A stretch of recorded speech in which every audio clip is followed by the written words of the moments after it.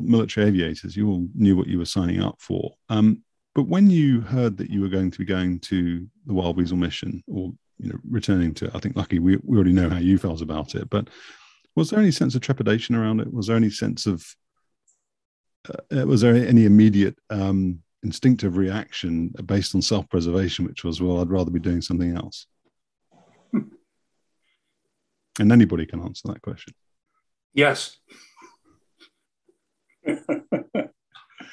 Well, I can tell you that, like most of my contemporaries, and Paul will probably verify this, we were looking for opportunities to go fly combat because, as been mentioned earlier, we got into that break period where they were pulling 105s out of Southeast Asia, just leaving the Weasels. And us who were pipelined to go got stopped and stayed and flew operational F-105s at McConnell for a while, until, as things heated up in the early part of 72, they needed fresh blood. And by then, most of us had up 500 hours and were flight leads. And so we all went over there. I had read Thud Ridge. I'd heard all the stories. Everybody that were my idols and trainers at McConnell all had 100 missions, and I heard all the stories. But I was thinking, well, things are different now. We're not going north, and it's not like it was in the 60s. And so when I got my chance and went to Weasel School and then to Jungle Survival School at Clark, while I was there was when they sent the first, I think the first big B-52 mission up into the Haiphong area. And the war was back on again. And I got to thinking, holy shit, things have really changed. And now maybe I will be looking at things the way that were described to me for those guys who had flown earlier. And so to answer your question, yeah, my heart started beating fast, and it didn't stop beating fast for a long time, because when I showed up at Karat,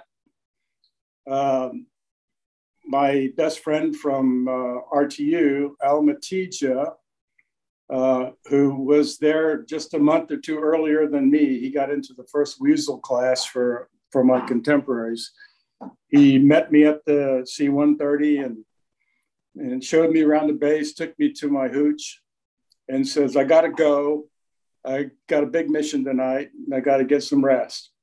And that was the last time I saw him, because he was shot down that night. So I haven't even flown a mission yet. And I went from, oh, this is going to be fairly straightforward. We're just hanging around Laos and South Vietnam. And now the balloon had gone up and we're going north, and all those visions of the books that I've read and the stories that I've heard were coming true. And I also lost my best friend. That's how I started my tour.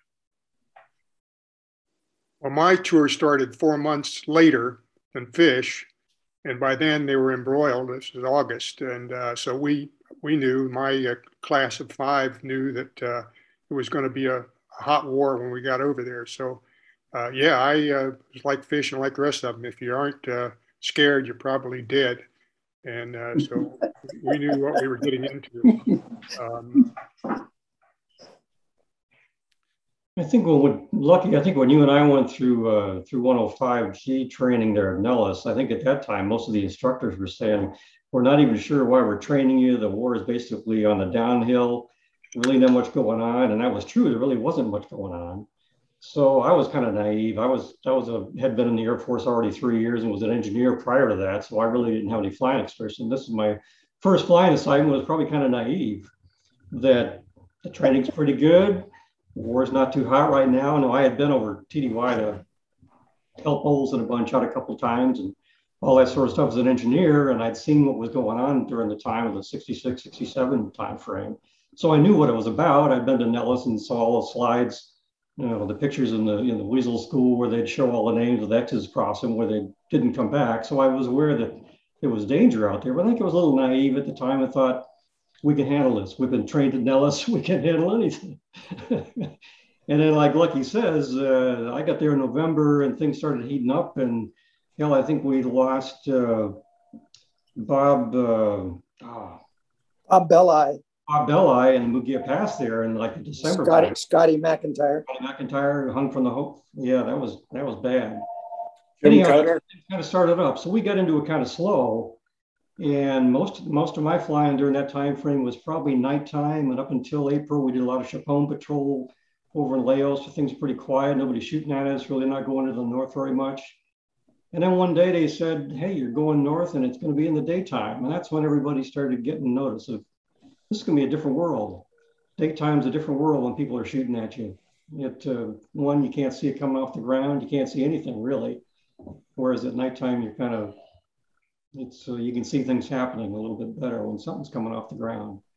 Even though it may be harder for you, Lucky, to try and avoid, because it's probably harder to judge where the telephone pole is going in the daytime, in the nighttime. But anyhow, I think I was kind of naive at the time. I thought this will be a piece of cake, not a big deal at all, until Linebacker 1 really started kicking off, and that got your attention. Well, and you had to fly with Tom Cody. There was that. But I started out with Bob Bell, and he was like, I don't know what his background was. He was an instructor pilot, and from the time we walked out to the airplane, it was checklist all the way, not just reading it in your mind, but you had to have it out and going through it. And I said, man, I thought I gave that up when I left NAV school and EWO school and pre-NAV school at Del Rio. But anyhow, he was on a checkbook or checklist, I mean.